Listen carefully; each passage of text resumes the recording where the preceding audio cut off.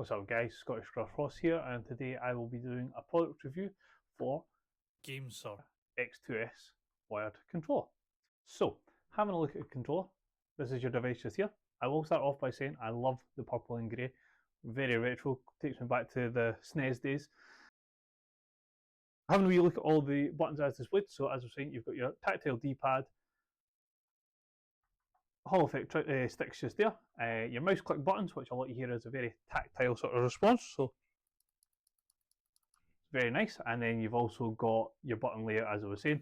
So top corner you've got the G for the GameSir app, which you can download on Android and iOS, the turbo button at the top, the home screen button there just at the very bottom, and then your capture button as well. So if you want to take any in-game images, just pop on that button and it will save into the software.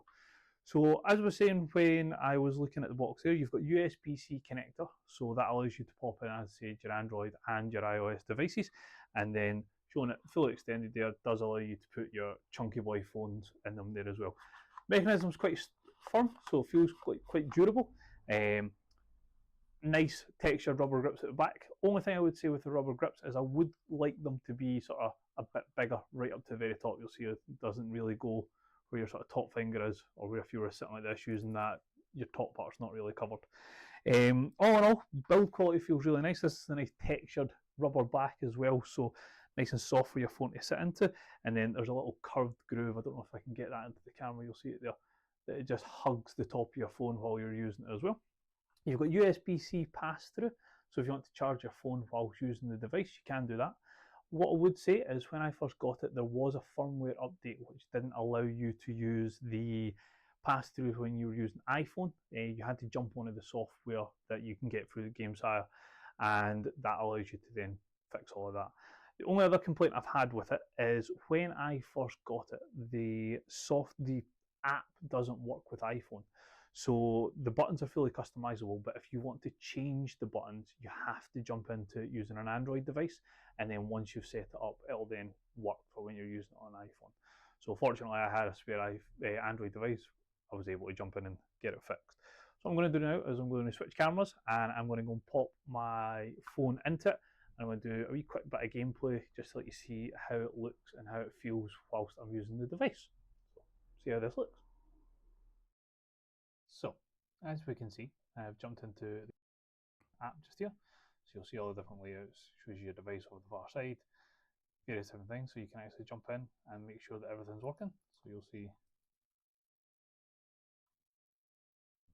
that everything works, and then like you've got different sensitivity in regards to your button presses, and then same with your D-pad, stick tracking, and then your button. So you see that's what I was meaning, like if I press B, it comes up A.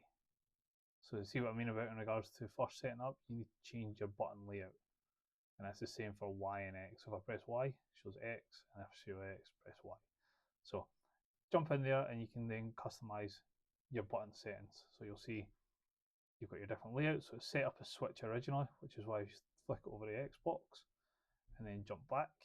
And then if I do test again and I press B, you'll see and it works the way it's meant to work. So first wee thing when you get it is you do need to jump over that if you want to make sure your buttons are set up correctly. And then you can also jump in, set your dead zones like you would do on like an Elite controller. So you can scroll through all of them, put like a quick trigger. So again, exactly the same as what you would get on an Elite controller. Jump back and then you can again see about your dead zones in regards to this. So the software allows it to work very much like an Elite if you're used to using on Xbox. So jump back out of there. Again, if you jump in, you've also got like your firmware upgrade if you've got anything, your manual set up when you need it, and then your games shown Xbox Game Pass, which I'll be using to get it set up as well. So now that I've got everything set up here, we'll jump over and we'll have a wee nosy at some of it in game. So we will jump into some Forza Horizon 5 and we'll just have a wee look at the gameplay here. We'll just wait on this loading up and we shall have a wee nosy at how it looks on the game.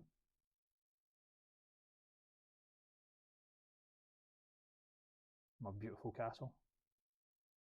Only time in any sort of game I'll ever be able to afford one, but here we go. Don't need to worry about all your pop-ups,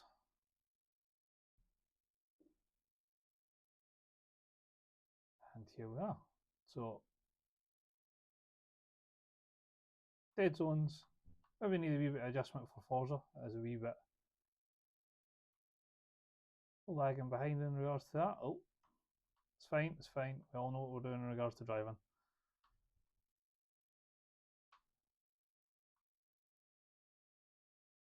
Obviously, if shooters more your cup of tea, having these sort of Hall effect triggers, the mouse button at the top, you should see a bit more benefit and things like that. But seeing as I'm useless at shooters, we will stick to what we know best and we'll go for some driving experience. We've written that one off. But yeah, really nice wee control pad. As I say, some teething problems as I first got it. Big shout out to GameSir, actually keeping in contact as much as possible, trying to get the technical issues fixed. Half of it, I would say, was a wee bit of compatibility issue. Half of it was probably me, user error type idea. But no, really nice wee control pad. Definitely should look at picking it up if you're in the market for sort of a budget version of a sort of Razer Kishi or a backbone type idea. And yeah, highly recommend it. I'd probably give it maybe 7 out of 10.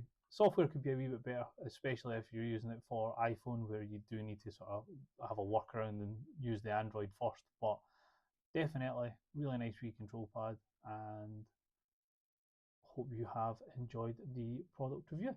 I'm going to go and practice at my horrible drive in Forza, and we'll see you back on the channel. Thanks very much. Bye.